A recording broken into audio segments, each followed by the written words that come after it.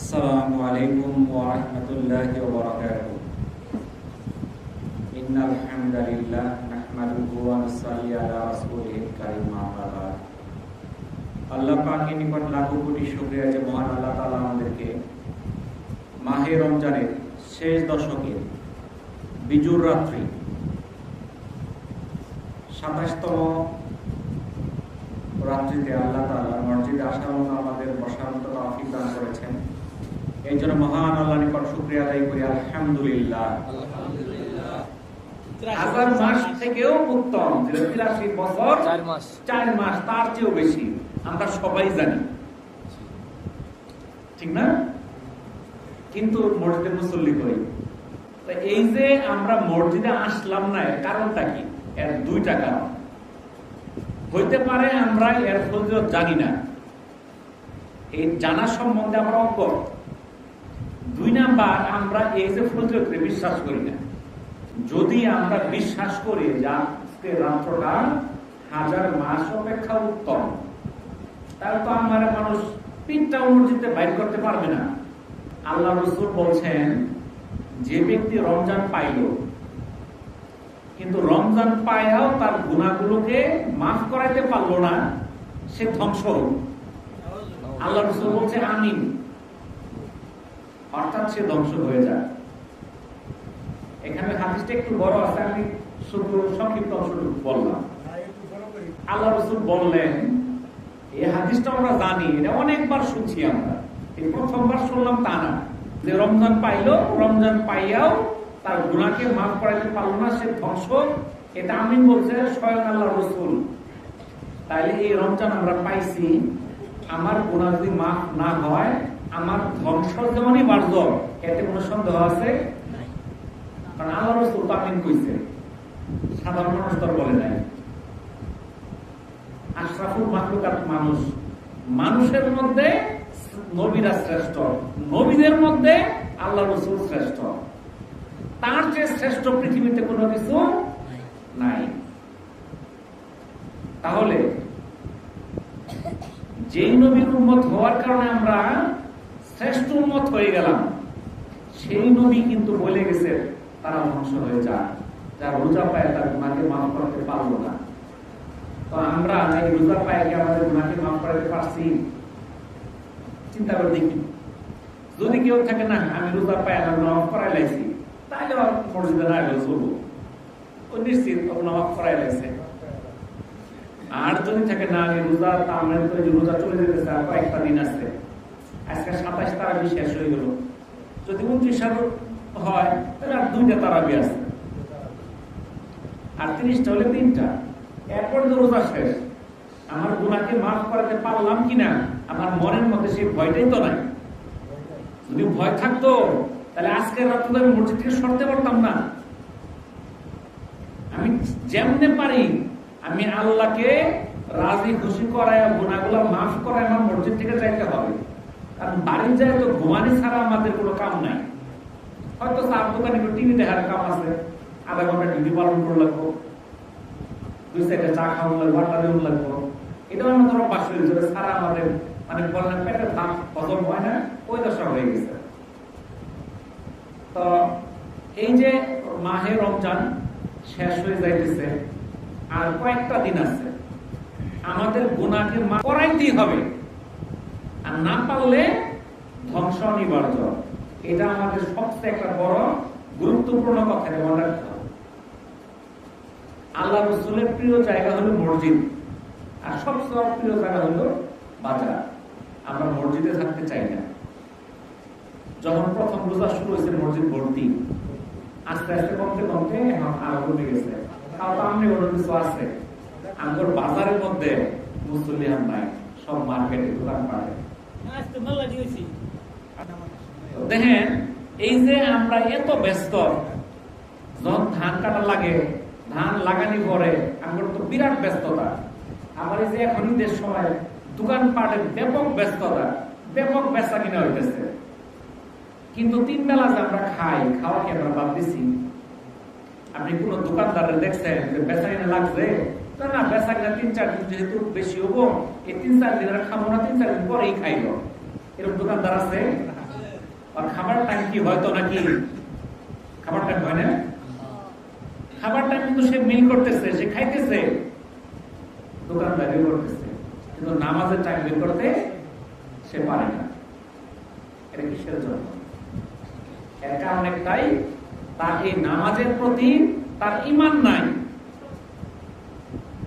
এখন ঈমান, আমরা তো বলি আমরা সবাই ঈমানদার, ঈমানদার আমরা সবাই আল্লাহর যেহেতু বিশ্বাস করি, আমরা তো বেঈমান না।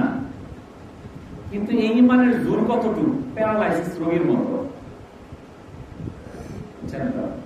এই প্যারালাইসিস রোগীরে খাবার মুখে ডাইলা দিলে গিলে, নাইলে পায় না, সবকিছু চালাও খাইতে পারে না, হাত দিয়ে তো উঠাবে দূরের কথা। তো এই ঈমানদার হলেই অবস্থা। তাই আমাদের ঈমান তো প্যারালাইসিস রোগীর মতো হয়ে গেছে। যদি আমাদের ঈমানটা মজবুত হইতো, তাহলে আজকের রাত্র তো মসজিদের বাইরে থাকার কথা না। এরপরও আজকের রাত্র তো আমরা কয়েকজন আসছি, তাই না? কিন্তু আজকের রাত্র সবে কদর কইছে কারণ কম দিয়ে সবে কদর হইল রমজান মাসের শেষ 10 দিন, বেজুর রাত্র 21, 23, 25, 27, 29, কয়টা রাত? 5টা। তাহলে আমাদের সবে কদর পাওয়া গেলে 5 রাত্রে আসতে হবে। আর আল্লাহ রাসূল নিজেও জানতেন না কোন দিন সবে কদর। আমরা জানি সবে কদর বেশি জ্ঞানী হয়ে গেলাম আমরা। আল্লাহ রাসূল তো নিজেই জানছে না, আর আমরা জানি 27। তাহলে আমরা কত অলস হয়েছি। আমি গত রমজানে আমি মক্কাতে ছিলাম, শেষ 10 দিনই ছিলাম, বেজুর রাত্র সবগুলাই ছিলাম মক্কাতে। একদিনও মসজিদে ভিতরে ঢোকার সাহস পেয়েছি না। মক্কাতে আছি 10 দিন, তো মসজিদের ভিতরে এই তারাবির নামাজ পড়বো, এই সাহস শক্তি তোলাইছে না। তোলাবো কেমনে? এখন যারা মসজিদের ভিতরে নামাজ পড়বো, ওর আসরের সময় করে, আসরের সময় জায়গা দখল করে। আসর বলতে জোর কই নেই, জোর করে ঢুকে। ওখানে নিয়ম হইল, যদি আমি আসর করবার চাই, তাহলে জোর বাইরে করে ঢুকতে হবো। আমরা রাস্তার জোর করে দশ মানুষ বাইরে হবো, এই ফাঁকের ভিতরে ঢুকে পড়তে হবো। যদি মাগরিব পড়বার চাই, তাহলে আসর করে ঢুকতে হবো। আমার দেশে আজান দিলে পরে মসজিদে ঢুকি, কোন আজান দিলে ঢুকবাই দেয় না। তাহলে মসজিদ থেকে মনে করেন যারা রাস্তা করবো, বুঝছেন? তো আমি যে কয়দিন পড়ছি রাস্তা দিয়ে পড়ছি। এই বছর, গত বছর অবশ্য আমার ফ্যামিলি সহ গেছিলাম, আমার পোলাপাটি সহ হয়ে গেছি, যার জন্য মসজিদে যাইতে পারি নাই। এর আগে যখন আমি রমজানে গেছিলাম, তখন আমি প্রত্যেকটা তারাবির ভিতরে বসছি। কারণ ভিতরে তারাবি পড়তে গেলে অনেক শক্তি সাহস নিয়ে দম লাগে, কারণ দুর্বল শক্তি সাহস নিয়ে গেলে হবে না। কারণ আপনি তো মাগরিব পড়ে যদি বাইরে হইতে চান, তার তো জায়গা দখল হয়ে যাবো, তার তো ভিতরে ঢুকতে পারবেন না, পুলিশ তো ভিতরে ঢুকতে দেবো না, রাস্তা সব বন্ধ, ব্যারিকেড দেওয়া। যারা আগে মাগরিবের সময় জায়গা দখল করছে, ওরা মাগরিবের সময় জায়গা করতেছে, তো আসর আগে গেছে, মাগরিবের আজান তো ঢুকবার দিচ্ছে না। তাহলে আসরের সময় গেছে, সে আসর করছে, মাগরিব করছে, জায়গা দখল করে এশা করছে। তাহলে গেল বেড়ার সময়, ওই দেশে আসর শুরু হয় 3টা, 3:30টার সময়। তাহলে সে গেছে এবারের সময় 3টা, 3:30টার সময়। তাহলে এশা শুরু হইল 1:30টার সময়, এশা নামাজ শেষ হইল, তারাবি শুরু হইল, তারাবি শেষ হইতে হইতে 12:30টা। আমরা তো বেতন 3 মিনিট লাগে, তাই না? ওখানে 3 রাকাত ভেতর পড়তে, ওরা 3 রাকাত ভেতর পড়ে দুইবারে, আগে 2 রাকাত পরে, পরে 1 রাকাত আলাদা পড়ে। কারণ 2 রাকাত পড়তে লাগলো 5 মিনিট, আর 1 রাকাত পড়তে লাগলো 40 মিনিট, 45 মিনিট। এই 3 রাকাত ভেতর পড়তে লাগতো, বুঝছেন তো? এখন আপনি বাইর হবে, তারপরে সেহরি খাবেন, খায় যে তারাবি ফজরের আজান সময় কাছে ফজর করে তারপর মানুষ যাবে। ওই রকম লম্বা নামাজ দিয়ে আন করে দিবার তারা করে দেয়, 4 রাকাত করে পিছনে মানুষের নিচে বলা যেত না। তাহলে পুরুষ করতো সব মহিলা, ঠিক আছে? ওখানে সমস্ত মহিলা আরবের যত মহিলা আছে, মক্কার যত মহিলা সব মসজিদে। সারা পৃথিবীর মধ্যে একমাত্র বাংলাদেশেই মসজিদে মহিলা করে জায়গা নাই। আর বাংলাদেশ সারা পৃথিবীর সকল দেশেই মসজিদের মধ্যে মহিলা করে জায়গা আছে, মসজিদে নামাজ পড়ে। সৌদি আরবে কোন জায়গা করছে না, মক্কা, মদিনা, জেদ্দা, তাইফ, বিভিন্ন জায়গা জেনে গেছে ওই মসজিদে মেয়েরা নামাজ পড়ছে, ছেলেরা নামাজ পড়ছে, জায়গা আল্লাহ পৃথক করা আছে। কাতার গেলাম, সংযুক্ত আরব আমিরাত গেলাম, শারজা গেলাম, মালয়েশিয়া গেলাম, কোন জায়গার তো মহিলাদের বাদ দেখলাম না। বুঝেছেন? আপনার যেমন মক্কাতে যেমন কাবা ঘরে যে মেয়েরা নামাজ পড়ে, ওইখানে আপনি দেখতেছেন ওই যে মেয়েরা নামাজ পড়তেছে, কোনো পৃথক আলাদা পর্দা কিছুই নেই। যে ভাগ করে দেওয়া আছে, পুরুষরা পড়ো, পড়তেছে, মহিলারা পড়ো, আপনি দেখতে পাচ্ছেন তাকাইলে দেখুন মহিলা নামাজ পড়তেছে। আবার মদিনা মসজিদে ভাগ করা আছে, ওখানে মেয়েরা ঢোকার রাস্তা আলাদা, ছেলেরা ঢোকার রাস্তা আলাদা, পুরুষ মহিলা একজনের একজন দেখা যায় ঢুকা বলতে। আমার মালয়েশিয়াতে দেখলাম ওখানে আলাদা একটু দাগ দেওয়া, ফিতা দেওয়া, কিংবা একটা কাঠের একটু হালকা বেড়া দেওয়া, ওখানে মহিলা নামাজ পড়তেছে, কিন্তু সামনে পুরুষরা পিছিয়ে তাকাইলে দেখতে পাচ্ছে পুরুষ মহিলা নামাজ পড়তেছে, ঠিক না? তো সেই সকল দেশে মহিলারা এই দীর্ঘক্ষণ দাঁড়ায় দাঁড়ায় নামাজ পড়ে। আর আমরা যদি ইমাম সাহেব একটু আস্তে আস্তে নামাজ পড়ায়, ইমাম সাহেবটা ভালো না, 1.5 ঘন্টা লাগে, মসজিদে আধা ঘন্টায় করে লাগে, ওইটা ইমাম, বুঝছেন তো? একদমই সূরা ফাতিহা শেষ, সূরা ফাতিহা নাম কিছুই হইছে না, একদম সূরা ফাতিহা বলে দিলে ওটা কিছুই পায়নি। আপনি 20 টাকার তারাবি আধা ঘন্টা করে ফেলবেন,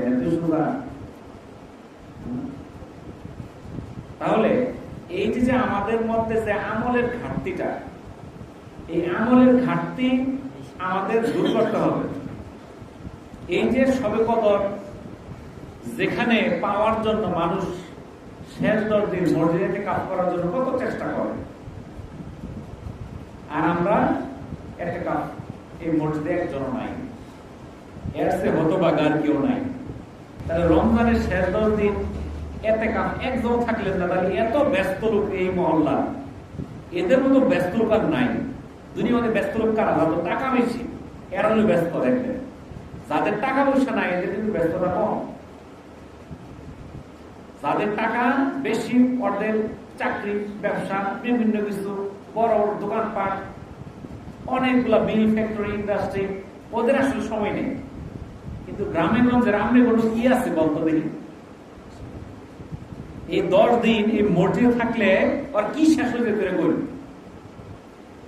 এমন লোক আছে ওই চাকরিও করে না, ব্যবসাও করে না, কৃষির জমিটা আছে, 10 দিন না গেলেও কিছুই হইত না, বুঝতেছেন? কারণ 10 দিন সার না দিলেও চলে, এরপর থেকে 7 দিন লাগে। এখন পানি যদি দিন লাগে, একজনে করে দিলেও যায় আমি মসজিদে আসি, ইমাম সাহেবরে গেলেও তো পানিটা ব্যবস্থা করে একজনে দেওয়া হয়, দিয়ে দিব, ঠিক না? বাজার সদাই আমি বলবো লই কিনা দিয়ে 10 দিন খাবার দিয়ে যায়, অথবা একজনের টাকা দিলে ওই বাচ্চাটা কইরা দিব। এখন তো বাচ্চা বেশি দূরে না, এই বাচ্চারা যদি কয় যে 50 টাকার মাছ কিনে বাড়ি দিয়াবো না, তাইলে এই মহল্লার এতই ব্যস্ত লোক, একটা লোকের এতে কাজ করার সময় হইল না। তাহলে এর চেয়ে হতভাগ্য আর কি আছে গন্তব্য? আল্লাহ রসুল এতে কাজ প্রত্যেক রমজানেই 10 দিন করে করছে, শেষ 10 দিন। যে বছর এতে কাজ করে ওই বছর করছে 20 দিন, কোনদিন এতে কাজ ছাড়েন নাই। আর আমরা জীবনে কোনোদিন ধরছি না। তাইলে জান্নাত পাওয়া কিন্তু এত সহজ না। আমরা তো মনে করছি মসজিদে একদিন যাবো, আল্লাহটাকে জান্নাত আমি কবুল করে দিব, জিন আর ইনসান এই দুইটা জাতির আল্লাহ তৈরি করছে আল্লাহর ইবাদতের জন্য। 7টা জাহান্নাম, 8টা জান্নাত এই মানুষ দিয়ে বলবো, গরু ছাগল দিয়ে না, কি দিয়ে বলবো? মানুষ দিয়ে। এখন বলতে পারেন জান্নাত তো বেশি, জাহান্নাম কম, তাহলে আমরা কয়টা যাবো? আর এখন জান্নাত ঠিক আছে, জান্নাত বেশি 8টা।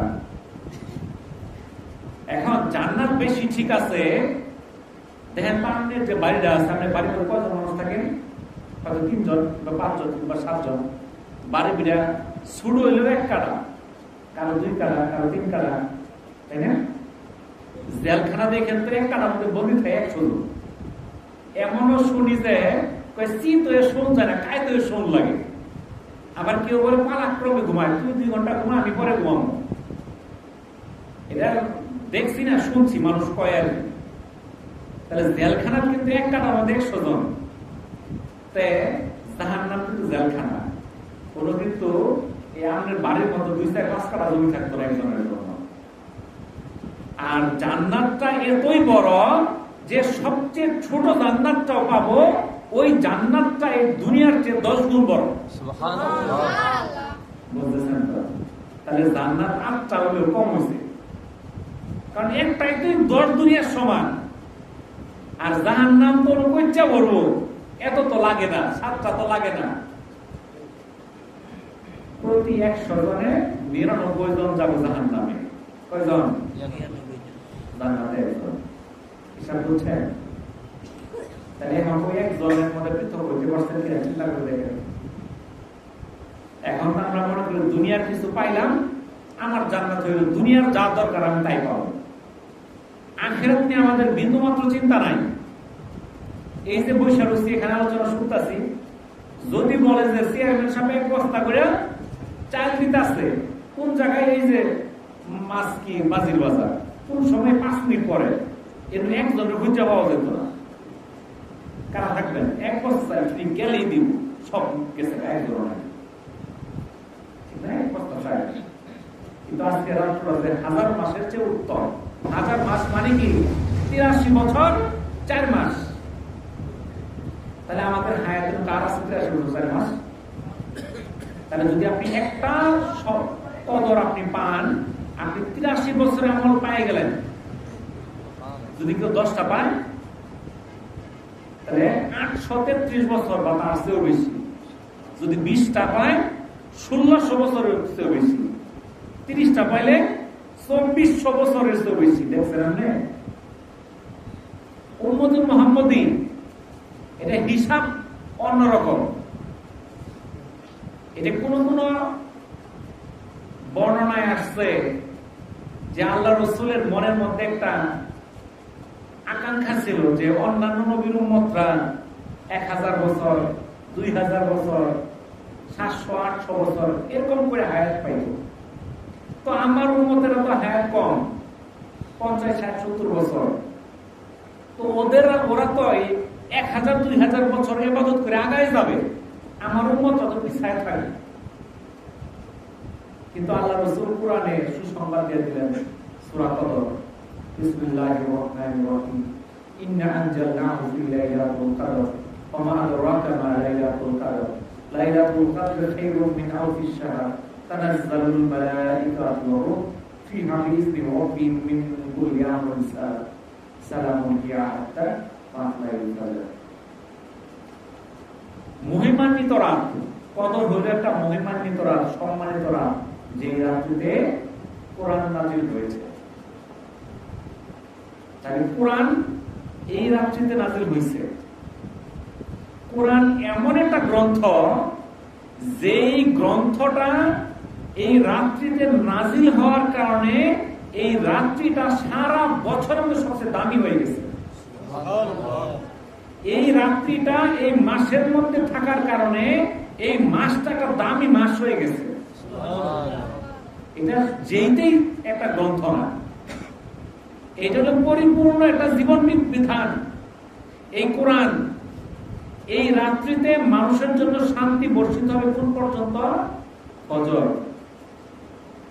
ফজর টাইম কি হয়ে গেছে?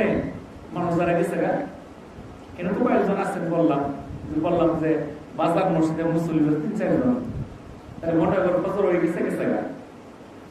তাহলে আজকের রাত্রিতে আমাদের ইবাদতের মধ্যে কাটাইতে হবে, কারণ এই রাত্রটার পরিমাণ মূল্য হলো 1000 মাসের চেয়েও বেশি। 1000 মাসটা 1000 মাসের চেয়েও বেশি। তাহলে আমি এই রাত্রটা আমার মসজিদে থাকতেই হবে, বাইরে যাওয়া যাবে না। আজকেও লাইলাতুল কদর হইতে পারে, সামনে আরেক রাত্র 29 পরশুদিন, ওই দিনও আমাদের থাকতে হবে। আমরা মসজিদে থাকবো, কি করবো? এনে এসে আমরা এশার নামাজ ফজরের সঙ্গে জামাতের সঙ্গে পড়ছি, তারাবির নামাজ পড়ছি, বেতর পড়ছি। এখন কিছু আলোচনা শুনলাম, কারণ দীর্ঘক্ষণ একটা নামাজ পড়তে শরীরটা ক্লান্তি আসে, এই জন্য আমরা কিছু আলোচনা শুনলাম। আলোচনা শোনা শেষ, আবার আমরা নামাজে দাঁড়ায় যাবো 2 রাকাত করে। 2 রাকাত করে নামাজ পড়বেন। এই নামাজের নিয়ত সূরা যে যা পারে, কোনো নিয়ম নাই যে আমার এতবার এটা করতে হবো, এতবার এটা পড়তে হবো। যে সূরা আপনি পারেন 2 রাকাত করে নফলের নিয়ত আপনি পড়তে থাকবেন। নফল নামাজ যেমনি পড়েন এমনি পড়তে থাকেন, যতটুকু পারেন। 2 রাকাত করে পড়লেন, 2 রাকাত করে পড়লেন, 10 টাকা পড়লেন, 20 টাকা পড়লেন। যখন শরীর ক্লান্তি লাগবে বসলেন, জিকির আজকার করলেন, কোরআন তেলাওয়াত জানা থাকলে কোরআন তেলাওয়াত করলেন, আবার 2-4 রাকাত নামাজ পড়লেন। যদি বেশি ঘুমে দৌড়ে যান, একটু হেলান দিলেন, একটু ঘুমাইলেন। ফজরে যখন সেম টাইম হবে, মসজিদে থাকলে 2-4 জন সজাগ পাবো, অর্ধটা একটা তুলবে, কিংবা সামনে দিয়ে ইমাম সাহেব আছে, কিংবা এই যে ইয়ে পার্টি আছে মাইক দিয়ে ডাকে, তখন উঠলেন, উঠে সেই লিখে আমার মসজিদে আসলেন, ফজর পড়লেন, তারপরে আপনি বাড়ির চালান ঘুমান। তাইলে আপনি ফজর পাবেন 83 বছর 4 মাস। আর যদি আপনি কোন রকম এই আধা ঘন্টা 1 ঘন্টা মসজিদের মধ্যে শরীর থাকেই না, চা না খাইলে মনে মরে যাবো, বুঝলেন তো? চা না খাইলে দাম বাঁচে না। আপনি যে চা খাইতে 5 মিনিট ঘুরে বসে থাকেন, এই 5 মিনিটের দাম কত? আপনি 83 বছর 4 মাসে 1 রাত্র হয়, এই 5 মিনিটের দামও আছে আপনার কয়েক বছর। আপনি হিসাব করেন, ক্যালকুলেট করে কতক্ষণ পরে এই 5 মিনিটের দাম। তা তো আজকে আমার তো মানুষ পিটায় অবস্থে বাইর করতে পারবে না, একমাত্র টয়লেট বাথরুম ঠিক কাজে দেবো নাকি কম। কিন্তু এরপরেও আমরা এই রাত্রটাকে মূল্যায়ন করতেছি না। তো এই রাত্রের ফজিলত আমাদের সবারই জানা, শুধু আমল করার বাকি। যখন রাতের 1/3 হয়ে যায়, আল্লাহ তাআলা প্রথম আসমানে চলে আসেন, আয়েশা বান্দাদেরকে বলেন, হে বান্দারা, কার কি দরকার আমার কাছে চাও, কার কি অভাব, কার কি অভিযোগ আমাকে জানাও, আমি তোমাদেরকে দিয়ে দিব। কিন্তু আমরা নাক ডাকে ঘুমাই, কিছুই চাই না। আল্লাহর কাছে চাইতে হবে। আল্লাহর কাছে চাই না দেখে তো আমরা অবসারে না, বললেন তো? আমরা দুনিয়ার যত কিছু চাওয়া আছে মানুষের কাছে চাই, চেয়ারম্যানের কাছে, মেম্বারের কাছে, ধনী লোক থাকলে যাকাত ফিতরা দান বিভিন্ন কাজের জন্য তাদের দাঁড়ে দাঁড়িয়ে বলি। কিন্তু ওই যে ধনী, ওই ধনী কার কাছে চায় অন্তদিন? ওই যে ধনী হয়েছে কার কাছে চায়? আল্লাহর কাছে চায়। তাই আমি আল্লাহর কাছেই চাই, তার তো সমস্যা নাই, বুঝতে পারছেন? আমার আল্লাহর কাছে চাইলে আল্লাহ তো কোনো কিছু দিতে অপারক না, কিন্তু আমরা চাইতে পারি না। আমরা চাইতে পারি না, আমাদের মধ্যে বিশ্বাস নাই যে চাইলে দিব কি দিত না, আল্লাহ দেওয়ার পাই না, এরকম মনের মধ্যে সন্দেহ। যদি সন্দেহ না থাকে, আপনি যদি মনে করেন যে না আল্লাহ আমাকে দিবে, চাইলে অবশ্যই দিবে, এতে কোনো সন্দেহ নাই। কিন্তু আমাদের মনের মধ্যে আল্লাহ রাসূল বলছেন যে মানুষের দোয়া কবুল হয় না কয়েকটা কারণ, এর মধ্যে একটা কি? এর একটা কারণ যে আমি দোয়া করতেছি এখন আমার দোয়া কবুল হয় না, মানে তারা দোয়া করে। আপনার দোয়া 1 মাসে কবুল হবো না, 1 বছরে কবুল হবো না, 10 বছরে কবুল হবো, যারা তারা জানে। কিন্তু আমি তো সেই মতো ধৈর্য করবো, কিন্তু আমার তো হতাশ হয়ে যায় না, এটা কবুল হতো না। বুঝতে পারছেন তো? কি বল? আল্লাহর কাছে চাইলে আল্লাহর কাছে কোনো অভাব আছে? কম আছে অভাব, কিন্তু আমরা চাই না, কিংবা চাওয়ার মনের মধ্যে ওই সাহস ও ইচ্ছা নাই, আল্লাহর প্রতি অত আস্থাই নাই। তো এই যে নামাজ ছাড়ে, তো হাদিসে আসছে ঈমান এবং কুফরের পৃথককারী হলো নামাজ। ঈমান আর কি? কুফর। অর্থাৎ যে নামাজ পড়ে তার মধ্যে ঈমান আছে, যে নামাজ পড়ে না তার মধ্যে কুফর আছে। কুফর মানে যারা কুফরি করে তাদেরকে কি বলে? কাফির বলে। স্বেচ্ছায় কিন্তু নামাজ ছেড়ে দেয়। তা আমরা তো 5 ওয়াক্ত নামাজ জীবন করি না, শুক্রবারে মুসল্লি, ঠিক না? তাহলে এর মধ্যে ইমান কি আছে? আর দোয়াটা আল্লাহ কি পছন্দ করবো? আর আমরা হালাল খাই কয়জন খুঁজে দেখেন? হালাল খাওয়ার লোক খুঁজে পাওয়া কঠিন। কেউ সুদ খায়, কেউ ঘুষ খায়, কেউ সুযোগ পাইলে কোনো কিছু ছাড়ে না। কারণ তো সুদ খাই না, সুদ খাই না, আমার কাছে টাকা নাই লেগে খাই না, কারণ তো ঘুষও খাই না। আমরা ঘুষ দেয় না, আমরা কি করে আমরা ঘুষ দিব? হচ্ছে কি করে রাস্তা থেকে রাস্তা একটু হয় না করে ধরে দিন। আগের দিন রাস্তার কাজ করার পর দিন সকাল থেকে নাই কে আবার লাগে, তারপরে দিয়ে আমার নাই কে। এটা কি সিনেরা নিয়ে যায় না মানুষ নিয়ে যায়? হিন্দু বৈদ্যরা নেয় না মুসলমান নেয়? এরা ঈদের মহব্বত ছাড়বা হয় না। তুমি হালাল খাইতেছে না হারাম খাইতেছে? আপনি যখন 3 বার যাবেন, আপনি দিব 950 গ্রাম 1 কেজির মধ্যে। যখন বেচবার যাবেন নিচে গা 82-83 মাপ 84 মাপ, তাই না? দাম বেচলে 84-85 নেয় না? কিনবা গেলে দেখ তো 80 কেজি। তাহলে এই যে দুর্নীতিটা, আপনি একটা জিনিস বিক্রি করতে যাবেন, বেচতেছেন ভেজাল মিশাইতেছে, দেখবেন যে 1 নাম্বার চালের মধ্যে 2 নাম্বার চাল মিশাই মিক্সার করতেছে, খাবারের মধ্যে রং মিশাইতেছে। আপনি সুন্দর কলা হয়েছে, এই কলা দিয়ে ওষুধ দিয়ে বীজ দিয়ে পাহাড় বাজার নিয়ে গেছেন, আপনি জানতেছেন যে খাইলে মানুষের ক্ষতি হবো, বিক্রি করতেছেন। টমেটো টকটকা লাল বানাইতেছেন ওষুধ দিয়ে, আপনি জানেন যে খাওয়ালে ক্ষতি হবো, আপনি বাজারে বিক্রি করতেছেন। আপনি মুরগির মধ্যে এমন ভ্যাকসিন দিচ্ছেন, গরু মোটা তাজা কারণে ওষুধ দিয়ে দিচ্ছেন, কোন দিন খাওয়াইছেন?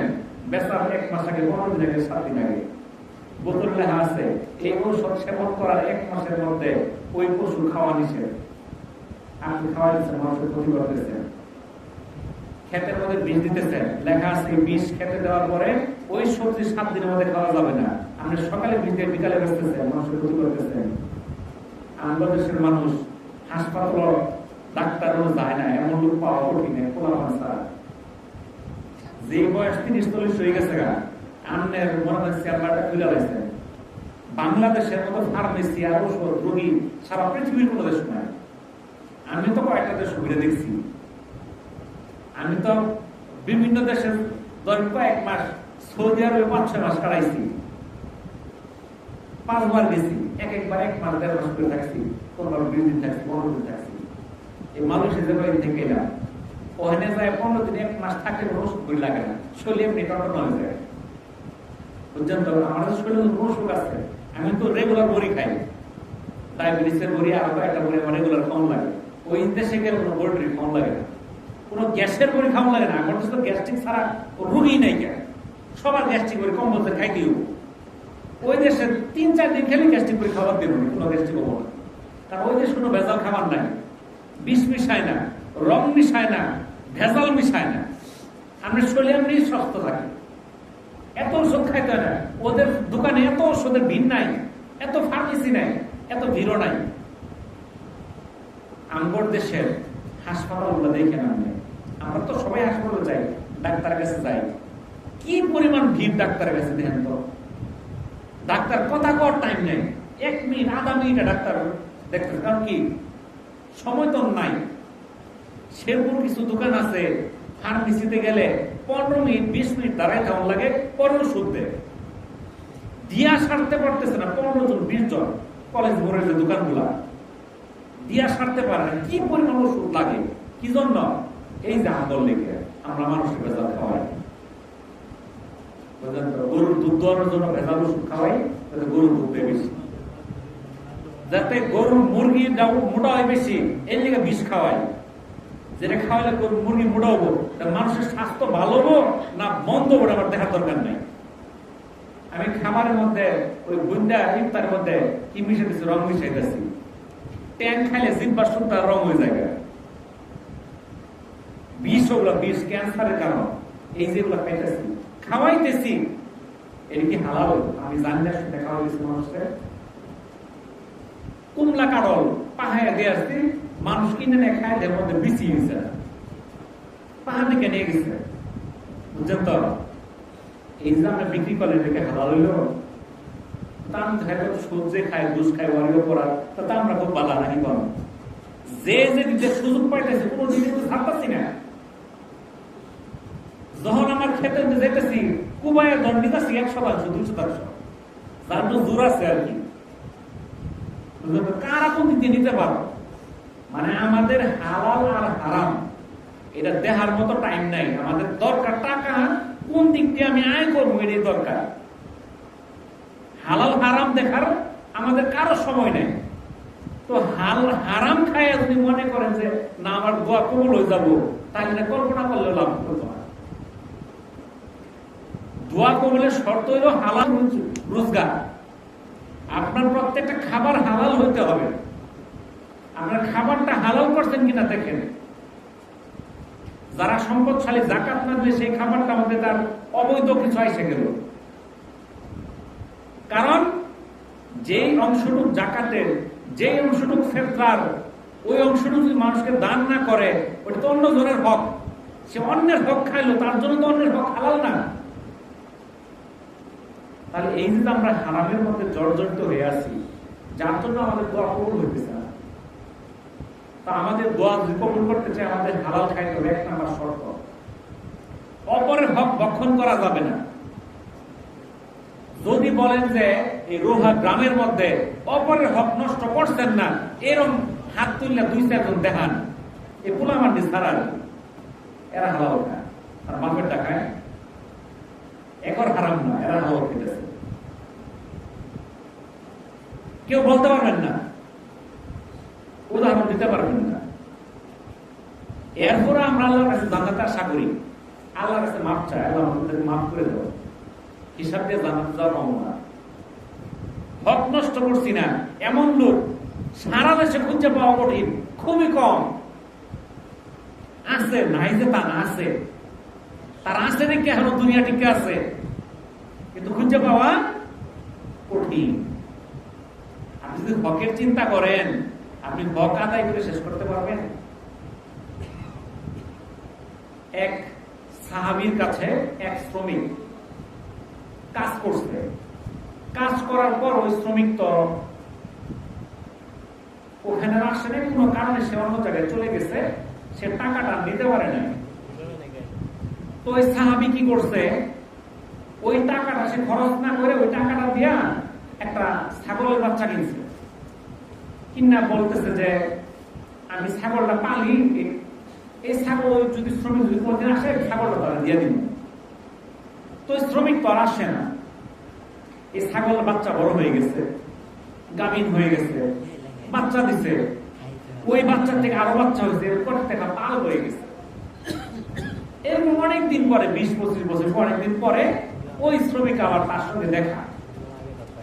তখন ওই লোকের খেয়াল হচ্ছে, একজন কাজ করাইছিলাম একদিন, এত টাকাটা দিইনি আমি। বলছে, এই ভাই তুমি কি আমার মধ্যে কাজ করছিলাম, কিন্তু টাকা নিছো না? হ্যাঁ আমি তো কাজ করছিলাম, আমি ঝামেলা করে আসতে পারিনি। আবার কি সে বেতন দিবেন? কি কও দেব না? ওই যে তোমার পারিশ্রমিক নিয়ে যাও, ওর তো বকরির পাল, ওর তো বেতন কই, বকরির পাল তাই তো তোমার। কারণ কাজ করছি একদিন, বকরির পাল আমার লেগে গেল গিয়া। তো বকরির পাল বলছে ওই টাকা দিয়ে তোমার এই বকরির পালটা হয়েছে, এটা সম্পূর্ণ তোমার, এখানে আমার কোনো হক নাই। সেই হক দিয়ে দিচ্ছে। এখন আমরা যারা আছি, আমাদের যে হকগুলো আছে, যারা বিবাহিত আছেন, বিয়ে করছেন, দেন মোহর 1 লাখ, 1.5 লাখ, 2 লাখ, বর্তমানে 10 লাখ, 20 লাখ, আমরা পুরো ধরো 5 লাখ, 6 হাজার আছি, তাই হ্যাঁ, আমার কিন্তু 10 লাখ, 20 লাখ। এই যে দেন মোহর দিছে, মরার আগে দেওয়ার কোনো নাম মতো নাই। এই যে মরতাছে ঠিকই দিতে হবে, গুন্ডা গুন্ডা দিতে হবে। তখন কিন্তু টাকা দেওয়া যাবে না, আমল দিয়ে দিতে হবে। আপনার যে নেকটার গুলো আছে, এগুলো আপনার স্ত্রীকে দিয়ে দিতে হবে। আর যদি আপনার নেকটা থাকে, আপনার স্ত্রীর গুণাগুলো আপনার ঘরে নিতে হবে। বুঝতে পারছেন কিছু? তাইলে আপনি এই যে হক আদায় করলেন না, এই আদায় কি বললেন যে আমি মাফ চাই নিছি, ও রাত করে কইছি কি আমার মাফ করে দাও, আমার সমর্থনে 10 লাখ টাকা দেওয়ার, আমি মাফ চাই, মাফ করে দেবো। এখন বউ চিন্তা করে আমি যদি মাফ না করি তাহলে মন খারাপ করবো, আর চাইলেই দেবো তোর তো মালিক আছে নাই, আর ঠিককে আমি মাফ করে দিলাম, কারণ মন খারাপ করবো। আসলে তো মাফ করছে না। কেমনে মাফ করছে না? আমরা তালাক দিলে পরে দিনই মামলা দিব, 10 লাখ টাকা দিয়ে আলো পরে যাও। যদি মাফই করে দিত তাহলে মামলা করতো, তাহলে বোঝা গেল সে মাফ করে নাই। দুনিয়ার মধ্যে কিন্তু কথা উল্টা লাইল, আর আখেরাতে কিন্তু ছেলে তার মাকে চিনবে না, মাও তার ছেলেকে চিনবে না। মা বলবে আমার দুনিয়া তো বিয়ে হয়েছে, করতে সন্তান আবার, আগে নিজের চিন্তা আমি বাঁচি, পরে সন্তানের চিন্তা, পরে স্বামীর চিন্তা করবো, আগে নিজে বাঁচি। ঠিক করে হকটা বোঝাই দিতে হবে। বোনের হক আছে, বোন আছে, তারাই তো ভাই। আমরা যদি বোন থাকে অবরোধ হক আছে। এখন নিয়ম হলো পিতা যদি মারা যায় তার সন্তানরা কি পাবে? জমি পাবে, ওয়ারিশ পাবে। আমগর বাংলাদেশের নিয়ম হলো মেয়েরা সম্পত্তি পাবো ভাই মরলে, বাপ মরলে না। যদি বাপ মরে গেলে যায়, আমরা কি মরেছি গাও না, আমরা কি মরেছি নাকি? ভাই মরা তো শর্ত না, শর্ত তো হইলো কি মরা? বাপ মরা। তাহলে বাপ মরলে মালিক কারা? প্রত্যেকটা সন্তান, অর্থাৎ তার ছেলে মেয়ে যে কয়জন আছে, কিন্তু আপনি তো হক দেন না। দেই না, আবার একটু বয়স টয়স হইল, এখন আপনি দিলেন কয় বছর পরে? 10 বছর পরে। কত লোক পাইছে 10 কাটা, 1 কাটা দিয়ে দিলাম নিয়ে যাও। আর বেশি কথা বলতে 100% সবাই দিন, যে দিচ্ছি এনে তো বেশি নাই গো। এরপরেও দিলে 10 কাটা 5 কাটা দিচ্ছি, 4 কিনারে খেললাম, বাজার 2 লাখ টাকা, তোর 50,000 টাকা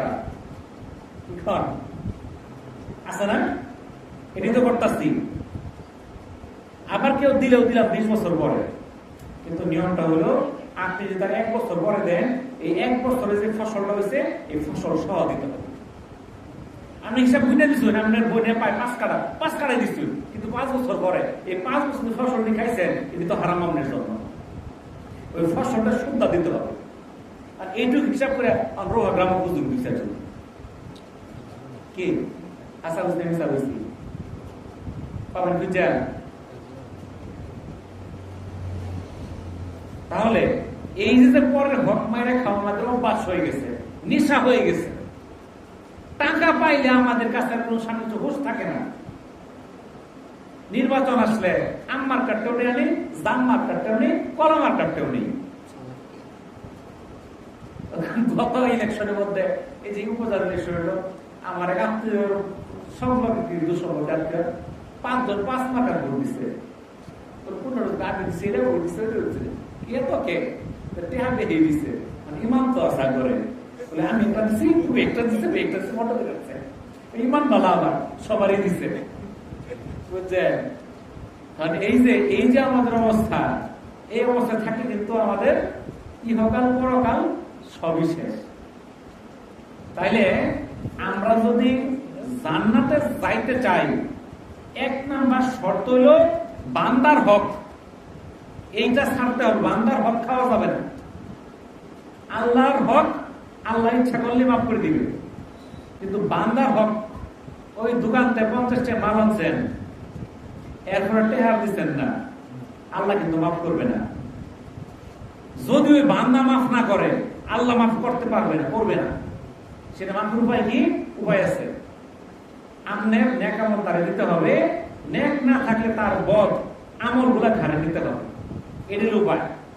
তখন তো টাকা পয়সা লেনদেন নাই। আজকালকে যারা ব্যবসায়ী আছেন, দোকান পাটে যে কি পরিমাণ বাকি, মানে একবার খালি নিবার পাইলে ওইটি খুঁজ, মানে ওই কাস্টমার দোকানে আশপাশে আসে, আরেক দোকান দেখি নে গেলে টাকা চাবো। একমাত্র আমগর দেশে মানুষের কর্জ দিলে ভাই আমার বিরাট বিপদ, আমার এই সমস্যা, আমার এই সমস্যা, আমার বউ হাসপাতাল টাকা দিন। আচ্ছা আমি কর্জ দিছি, আমার বউ হাসপাতাল গেলে যাবো লাগবো, করতে দিই এ কর্জ দিয়া লাগবো না, দিত না, আমি বিপদের করলে পরে দিব, বুঝছেন? তো এত পাও ধরে আনন্দ লাগে, টাকা সামার গেলে মন বিরক্ত হয়ে যায়। তাহলে এটা কি মুসলমান কয়? এটা তো আমাদের মধ্যে আছে। যদি আমরা এই মানুষের দোকানপাটে এভাবে করজরিন নিয়ে দিয়ে দিতাম, তাহলে বুঝাইতো যে আমরা দিছি মানে আমরা ইমানদার, আর নিবার পাইলে আর নাই নিখোঁজ, তাহলে এটা ইমানদার কয়। তাহলে এই বান্দার হক থেকে আমার দূরে আসতে হবে। যদি বান্দার হক থেকে আমি বাঁচতে পারি, তাহলে কিন্তু যে কদর রাত্র আল্লাহ তাআলা আমাদেরকে গুনাহগুলো মাফ করে দিবে। বান্দার হক এটা আমার কি করতে হবে? এটা মিটাইতে হবে। এটা আমার মিটাইতে হবে, দুনিয়াতে মিটাইতে হবে অথবা আখিরাতে মিটাইতে হবে। তাহলে দুইটার মধ্যে আমি কিন্তু মিলানি ছাড়া যেতে পারবো না। তাহলে দুনিয়াতে মিটাইলে কিন্তু বেঁচে যাবো। আমার কাছে এক লোক 500 টাকা পায়, আমি হাতে পায়ে ধইরা তার 200 টাকা একটু মাপ দিতে পারবো, কিন্তু আখিরাতে কিন্তু 200 টাকা না, 500 টাকারই আমার আমল দিয়ে দিতে হবে। তাহলে এই দুনিয়ার মধ্যে আমরা এই কাজগুলো আমরা সমাধান করার চেষ্টা করি, আমাদের ঈমানকে মজবুত করার চেষ্টা করি।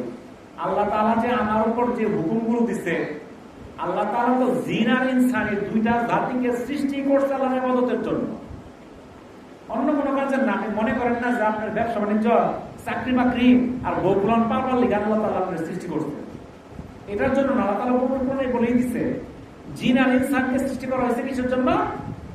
আল্লাহর ইবাদতের জন্য। তাহলে আল্লাহর ইবাদত আমরা করতেছি কিনা? আল্লাহর ইবাদতের মধ্যে কালেমা, নামাজ, রোজা, হজ, যাকাত, এই 5টা হলো মৌলিক ভিত্তি। এক নম্বর ঈমান। ঈমান না থাকলে তো কোনো কিছু নাই।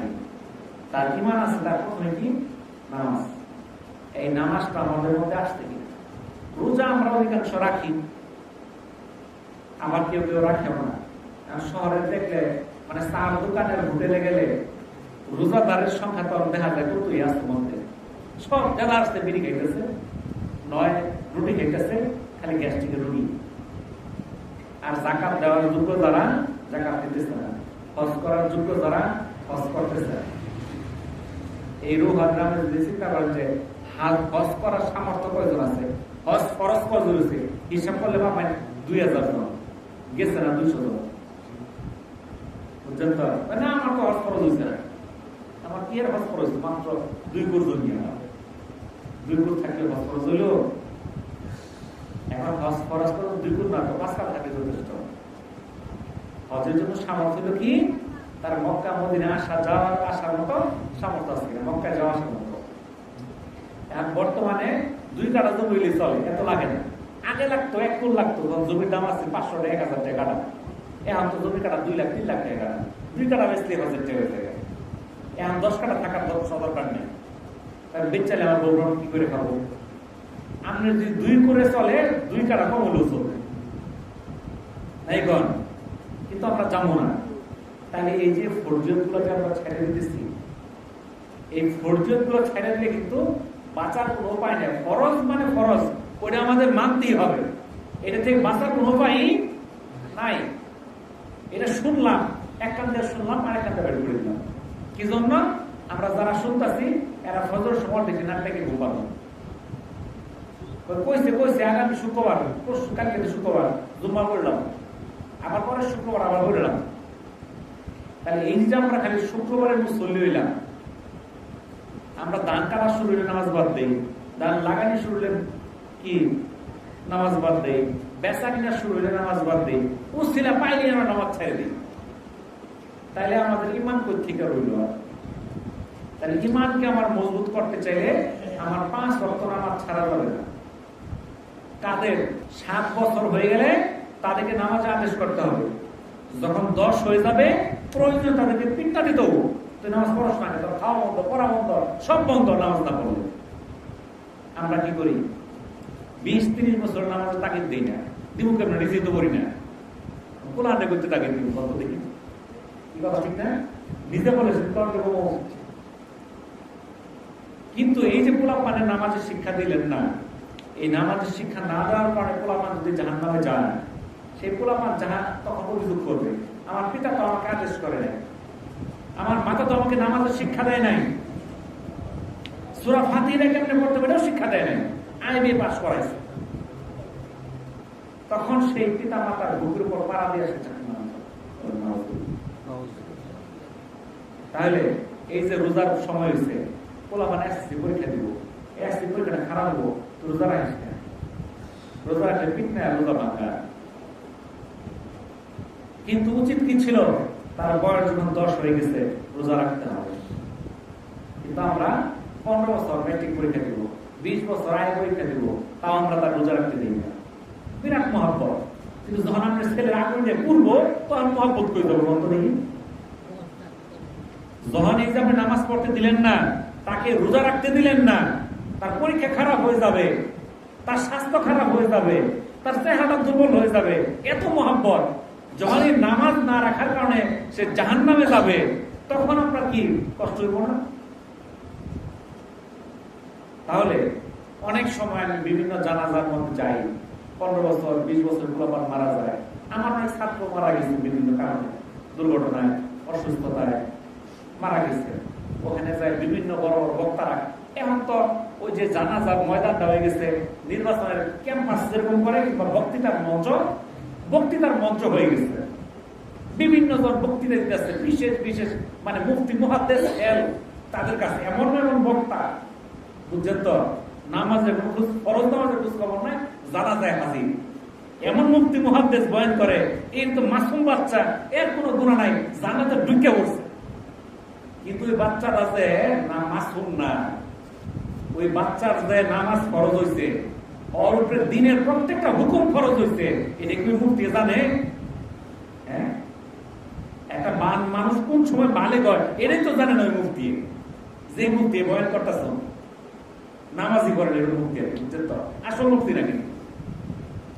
আমরা মনে করি 20, 25, 30 বছর নামাজ ফরজ, এরকম মনে করি, তাই না? কিন্তু একটা বাচ্চাকে 10 বছর বয়স হলে তার নামাজ পড়তে হবে। তার নামাজের ফরজের যে বয়সটা আছে, এটা কোন কোন আলেমদের মতে আমাদের দেশের মেয়েদের জন্য 10-12 বছর, ছেলেদের জন্য 12-14 বছর, এরকম হয়, কম বেশি হয়, 1-2 বছর কম বেশি হতে পারে, এটা একটা টাইম আছে। তো এই যে এরপরে যারা মারা গেল, ওর যদি 1 রাকাত নামাজ বাকি থাকে, সেই নামাজের হিসাবটা কিন্তু আর দিতে হবে, তাই না? তাহলে এই জন্য আমরা বলি যে এর কোনো গুনাহ নাই, পাপ মুক্ত, আসলে এটা ঠিক না। পাপ মুক্ত কারা? যাদের উপর ইসলামের কোনো বিধান ফরজ হয় নাই, নাবালক। ইসলামের রাষ্ট্র মোতাবেক হলো 18 বছরের নিচে তারা সব শিশু। এরা মানুষ মার্ডার করে নিলেও কিছু হয় না, কিন্তু ইসলামিক বিধানে 18 বছর শিশু না, এর নিচেই সে স্বাভাবিক, বুঝলেন তো? তাই আমাদের ইসলামের বিধান মানতে হবে। ওই রাষ্ট্রীয় বিধান মাইনা যদি মনে করেন 18 বছর শিশু যা খুশি তাই করো, নামাজ পড়া কিছুই দরকার নাই, সারাদিন এদিক সেদিক আকাম ফাকাম করো, তাহলে হবে না। তো যাই হোক, আজকে রাত্র তো আবাদতের রাত্র, আবাদত করতে হবে, তাই না? আবাদত আমরা আলোচনা এখন শেষ করে দিতেছি। আবাদত আমাদের করতে হবে। তো আমরা যে আলোচনাগুলো করলাম, এর মধ্যে কোনো ভুল ভ্রান্তি হয়ে থাকে আমি মহান আল্লাহর কাছে ক্ষমা চাই, আল্লাহ যেন মাফ করে দেন। আমরা যে আলোচনা শুনলাম, আল্লাহ তাআলা